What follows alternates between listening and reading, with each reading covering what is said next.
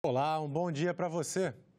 O plenário do Senado aprovou nesta terça-feira medida provisória para extinguir uma empresa criada em parceria com a Ucrânia para lançamento de satélites a partir da base de Alcântara. Os parlamentares também votaram o projeto de lei que dá mais autonomia aos partidos políticos. A medida provisória aprovada pelos senadores extingue a empresa binacional Alcântara Cyclone Space, criada para explorar comercialmente o lançamento de satélites, mas que nunca efetuou, de fato, nenhum lançamento. A empresa era fruto de um acordo feito entre os governos do Brasil e da Ucrânia em 2003. Estamos, neste momento, fazendo exatamente uma avaliação de um outro acordo que está para chegar nesta casa, que é o Acordo Brasil-Estados Unidos, aonde também apresenta a possibilidade de utilização comercial do centro de lançamento de Alcântara, hoje subutilizado. Todo esse trabalho começou ainda quando eu era ministro da Defesa e a presidência da República chegou à conclusão de que, depois de muitos esforços, aquela tentativa da parceria com a Ucrânia não veio dar os resultados esperados. Então foi tomada a decisão de encerrar, e a medida provisória, apesar de eu não ter participado da comissão, a medida provisória visa exatamente tratar, vou chamar assim, do espólio das consequências do encerramento da empresa. O Centro de Lançamentos de Foguetes de Alcântara é o principal de todo o hemisfério sul do planeta e é estratégico para o Programa Espacial Brasileiro. Localizado na linha do Equador, tem uma proximidade maior da superfície terrestre com o espaço, o que facilita o lançamento de satélites. Desde que foi criado há 36 anos, foram lançados quase 500 veículos espaciais nacionais e estrangeiros. É extremamente importante para a gente encerrar de vez essa questão do Alcântara Cyclone Space, e eu acho que o pessoal entendeu o recado da importância de tudo isso para o Brasil e para a continuidade dos esforços ali em Alcântara. Os senadores aprovaram um projeto de lei que dá autonomia aos partidos políticos para definirem o prazo de duração dos mandatos de membros de órgãos partidários. A medida ainda prevê que as legendas que não gastaram o mínimo de 5% do fundo partidário com ações para incentivar a participação feminina na política sejam liberadas de multas. Não deveria se permitir que os partidos decidissem livremente a duração dos mandatos dos seus dirigentes. Primeiro, isso ajuda a eternizar dirigentes. Vai ter gente que vai ter propriedade perpétua dos partidos. Já acontece hoje e isso vai ser legalizado na lei.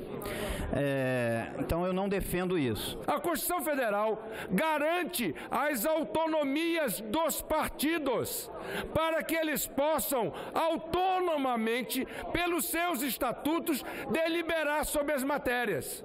Isso é matéria constitucional, senhor presidente. Resolução do Tribunal Superior Eleitoral não pode desfazer o que a Constituição manda. O que nós estamos votando hoje não é, em hipótese alguma, a leniência com a prestação de contas do fundo eleitoral. Ao contrário, o que nós estamos aprovando hoje, senhor presidente, é dizer ao Brasil e aos municípios de que a pluralidade democrática está mantida. O plenário também discutiu duas propostas de emenda à Constituição. A primeira inclui no rol de direitos fundamentais da Carta Magna o meio ambiente ecologicamente equilibrado. A outra estende à Defensoria Pública da União a legitimidade para propor ações diretas de inconstitucionalidade e ações declaratórias de constitucionalidade. A instalação da Comissão Parlamentar de Inquérito para investigar os tribunais superiores vai voltar à pauta do plenário. A recomendação da Comissão de Constituição e Justiça de arquivar o pedido de criação da CPI vai ser analisada em tempo oportuno, de acordo com o presidente do Senado, Davi Alcolumbre. Eu estou tentando cumprir um acordo que regimentalmente não me amparava. Portanto, para cumprir o que eu falei lá atrás, em relação a trazer a matéria para o plenário, é importante que a imprensa compreenda que foi publicado no Diário do Senado, se abriu o prazo para recurso ao plenário. e os autores do requerimento não fizeram o recurso. Eu tive que fazer o recurso, sem ter sido um autor do requerimento, mas para tentar buscar cumprir o meu acordo. Então, só para entender que eu, com essa decisão de trazer ao plenário, eu estou ferindo o regimento interno. Eles não fizeram o recurso. O senador Alessandro Vieira vai protocolar agora de manhã uma denúncia de crime de responsabilidade contra o presidente do Supremo Tribunal Federal, Dias Toffoli, e o ministro Alexandre de Moraes. Alexandre de Moraes é relator do inquérito aberto em março por Dias Toffoli para apurar ofensas a magistrados da Suprema Corte. A denúncia do senador Alessandro Vieira pode levar ao impeachment de Toffoli e de Moraes. A gente vai estar apresentando o pedido de impeachment em face dos ministros Alexandre de Moraes e Dias Toffoli pela prática de crime de responsabilidade. Você tem uma sequência de fatos que configuram crime de responsabilidade e abuso de poder por parte dos ministros. Você vai desde a instalação do inquérito ilegal, a decretação e execução de medidas cautelares que não poderiam ter sido cumpridas, que vai desde a censura à imprensa, a buscas e apreensão com relação a pessoas que apenas emitiram opiniões em redes sociais. Quem está acompanhando os fatos percebe claramente que você tem uma movimentação dos ministros que é contrária à democracia, que é contrária à lei. Já foi objeto de manifestação da Procuradoria-Geral da República, já foi objeto de uma ação do mandado de segurança da Associação Nacional dos Procuradores da República e agora vai ter também esse pedido de impeachment subscrito aqui por alguns senadores, senador Randolph, senador Lazier, senador Cajuru, vários outros que vão estar acompanhando a gente nessa luta. Todos nós queremos a transparência e um judiciário que seja efetivo para todos. Diabéticos deixam de pagar imposto de renda na aposentadoria, licença maternidade de 6 meses e os planos de saúde obrigados a tratar dependentes de nicotina. Projetos que já passaram ou estão na Comissão de Assuntos Sociais, que tem reunião agendada para hoje às 9 da manhã.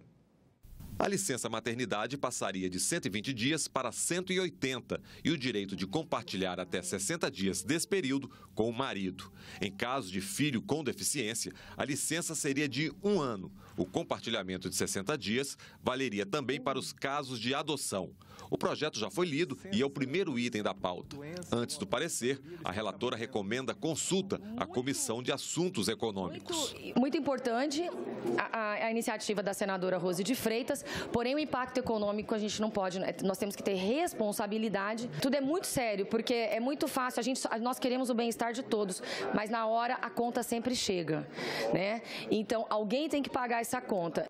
Na semana passada, os senadores aprovaram encaminhar à Comissão de Assuntos Econômicos o projeto que garante aos diabéticos o não pagamento do imposto de renda sobre as aposentadorias. É uma discussão importantíssima, principalmente no universo das diabetes, o número de pessoas que são amputadas, a gente discutir a incorporação e a dispensação de órteses e próteses pelo SUS, que isso também vai ajudar muito na qualidade de vida dessas pessoas. Preocupação com diabetes na semana passada e com o tabagismo nesta quarta-feira. Na pauta da Comissão de Assuntos Sociais, o projeto que altera a legislação para obrigar os planos de saúde a fornecer medicamentos e garantir tratamento aos dependentes da nicotina. E daqui a pouco, também às 9 da manhã, tem reunião da Comissão de Relações Exteriores e Defesa Nacional. Na pauta, 9 itens, entre eles o projeto que garante às mulheres o direito de prestar o serviço militar aos 18 anos de idade.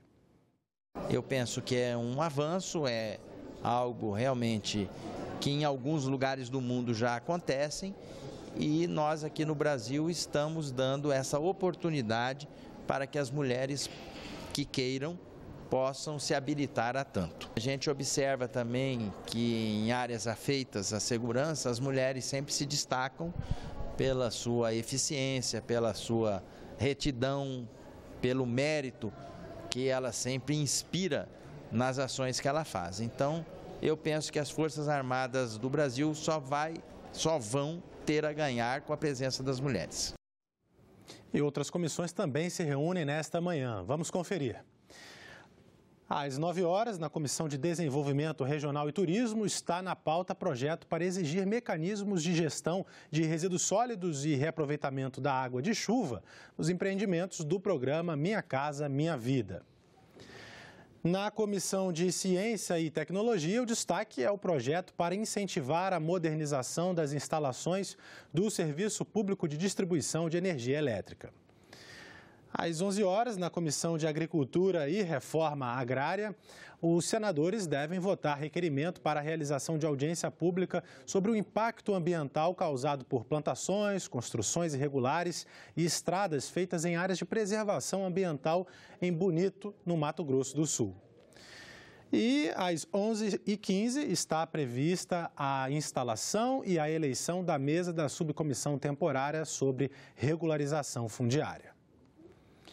Repartição ou capitalização? Na segunda reportagem da série sobre a Previdência, você vai saber o que pode mudar no financiamento das aposentadorias e dos outros benefícios se a proposta do governo for aprovada.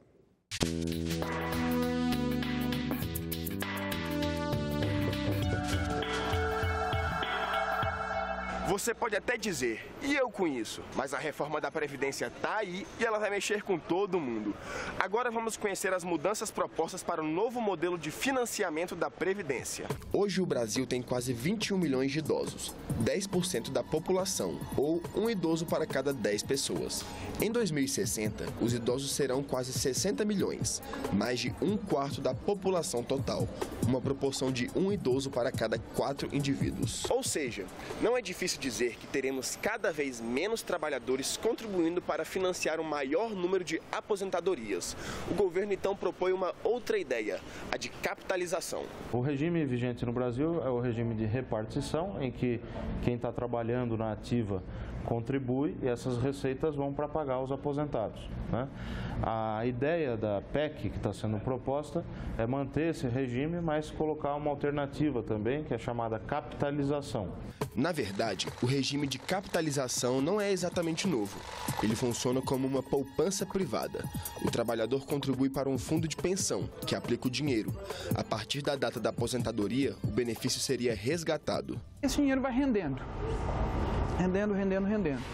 Quando você chegar lá aos 65 anos de idade, esse fundo de pensão vai dizer, olha, a quantidade de dinheiro que você colocou a sua vida inteira, hoje te dá esse estoque aqui de recursos. Se a administradora de fundo de pensão for bem, eu vou ter um benefício alto. Se ela for mal, eu vou ter um benefício baixinho. Em princípio, o governo propõe que os trabalhadores continuem contribuindo para o INSS, mas se quiserem ganhar uma aposentadoria melhor, terão que poupar individualmente. As regras desse sistema misto valem a partir da aprovação da reforma, mas ainda não estão definidas. Pedro Souza é servidor público há 10 anos. Ele continua pagando a Previdência Pública, mas optou pelo fundo de pensão. Eu fiz algumas contas e cheguei a uma conclusão de que se eu poupasse pela Funpresp, eu teria uma quantidade maior de dinheiro nos meus 65 anos de idade. É bom lembrar que a Previdência Pública não é só aposentadoria. Quem contribui para ela tem o direito ao abono salarial, salário maternidade, auxílio-doença, pensão por morte e outros benefícios. Quer saber mais o que muda nas regras da reforma da Previdência? Acesse a página da TV Senado no YouTube. Até a próxima!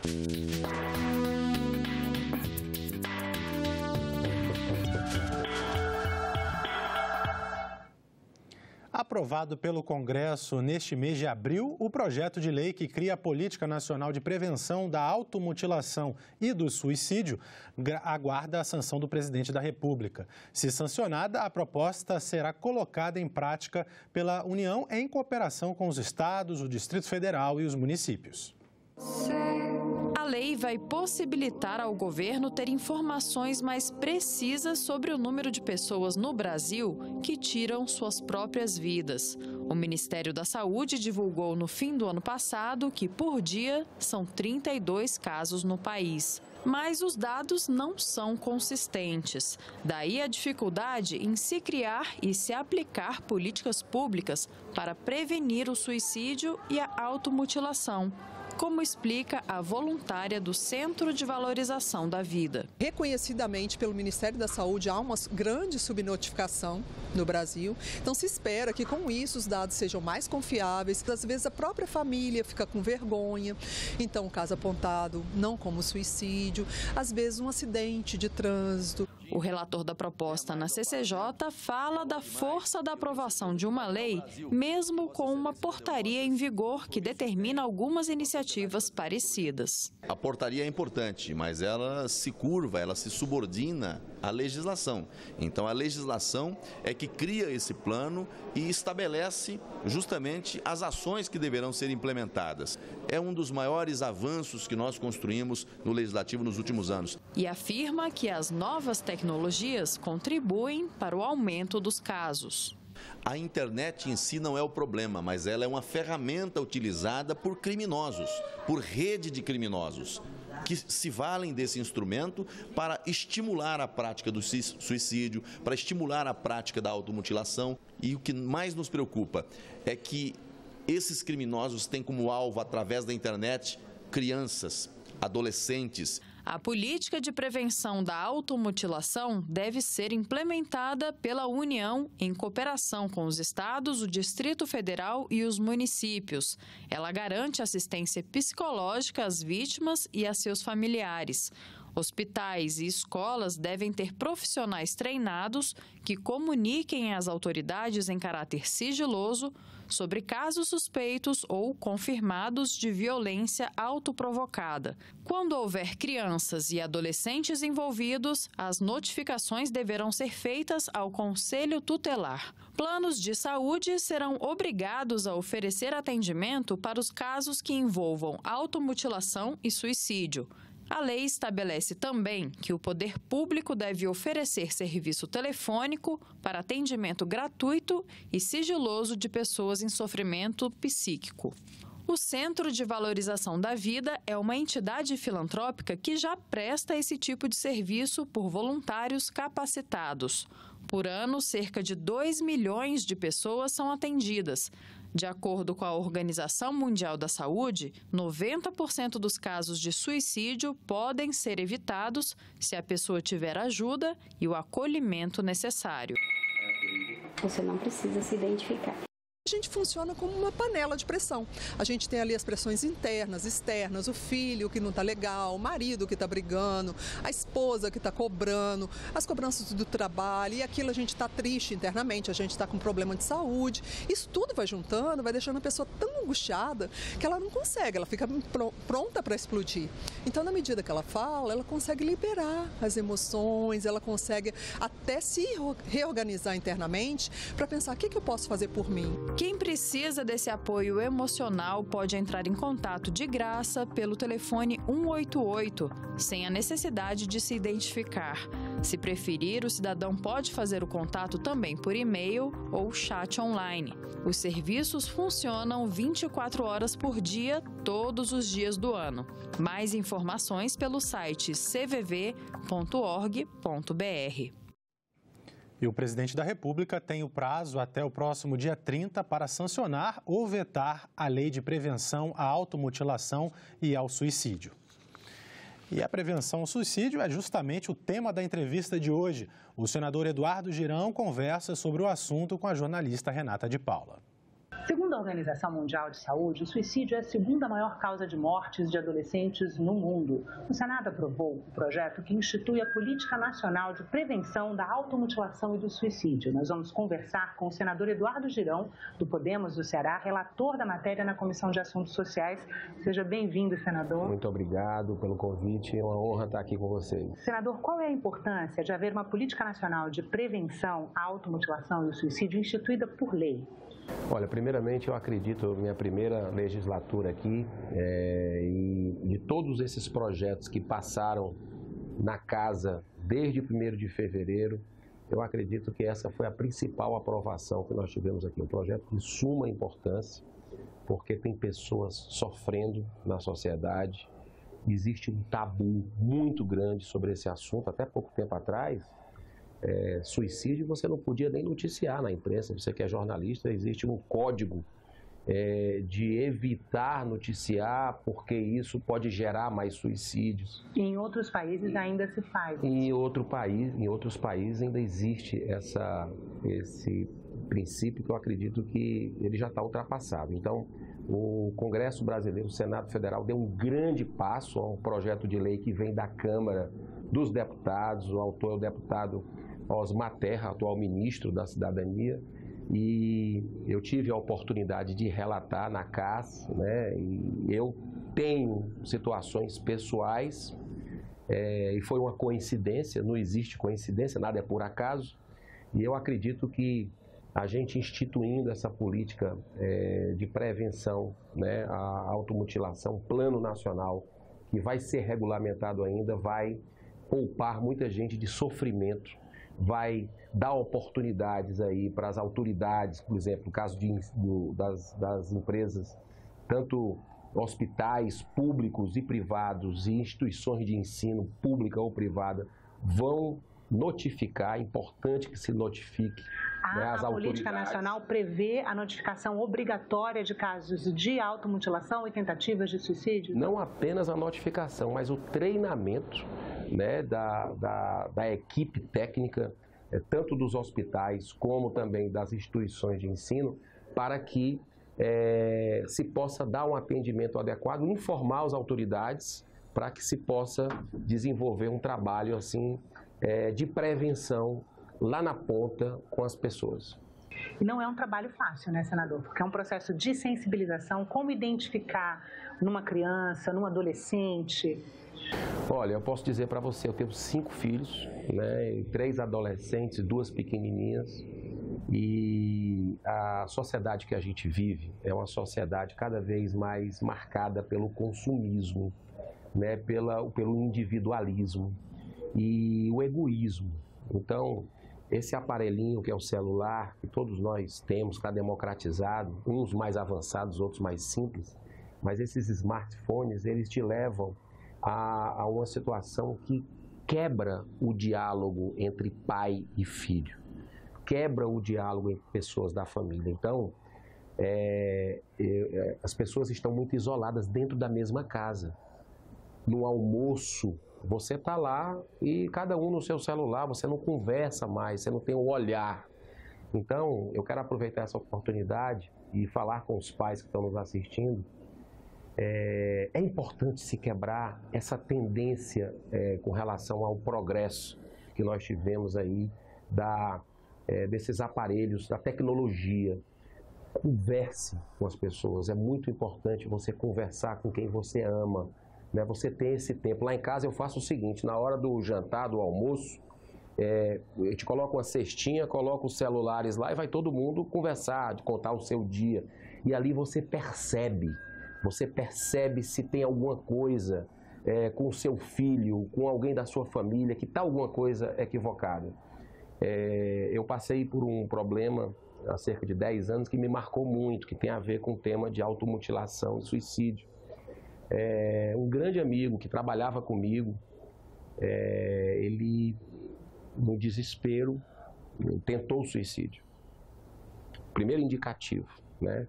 E aquilo me deixou assim, poxa, o que foi que aconteceu? Fui conversar, fui no hospital, depois fui na casa dele, li muitas literaturas sobre o assunto, eu tenho a minha visão espiritual sobre esse tema, um livro que me marcou muito, pessoalmente falando, foi o livro Memórias de um Suicida, que eu pude perceber que isso, muitas religiões têm essa visão, que a vida não termina com a morte, né? Então a pessoa está achando que vai terminar o problema cometendo o suicídio, o problema se agrava.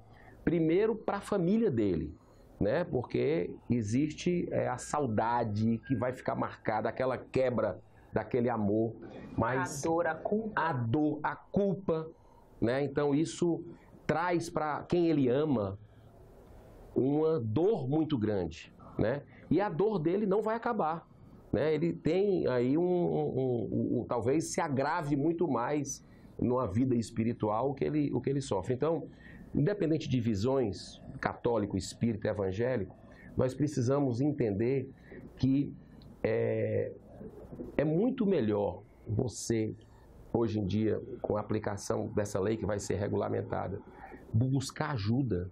Outra coisa, os planos de saúde. Agora não vão ter desculpa para não atender com psicólogos, com psiquiatras. Tá muito claro com relação a isso, né? As pessoas vão poder procurar. eu acredito que... Só vamos explicar o que a lei estabelece.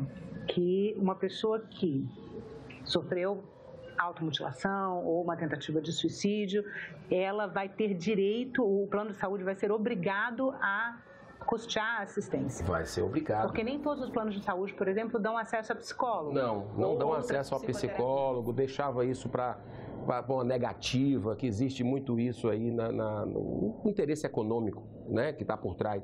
Mas agora a lei regulamenta isso também. O CVV, que você deve conhecer o trabalho, Centro de Valorização da Vida, vai ter um telefone único, uma política de Estado do Ministério da Saúde, com voluntários, gratuito, para as pessoas a qualquer hora do dia acessarem, inclusive por chat também, não é apenas no telefone, né? Presencial. Que ainda não está em todos os estados. Que ainda não está, mas... ainda são 23 estados. São 23 estados. Mas você tem ideia de quantos suicídios, quantos problemas graves que a nossa sociedade vive, que o CVV foi lá, numa palavra amiga, numa palavra, num atendimento fraterno, com acolhimento, que evitou, que deu mais um tempo para a pessoa ver a beleza da vida.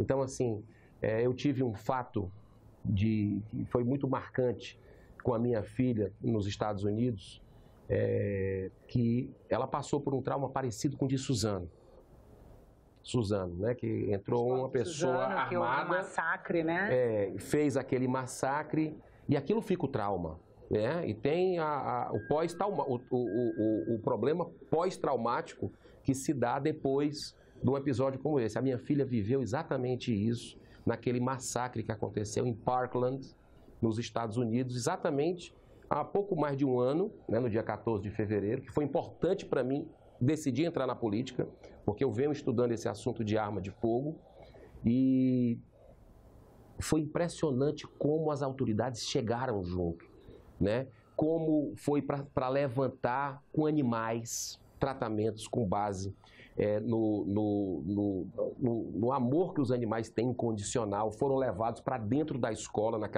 naqueles meses posteriores.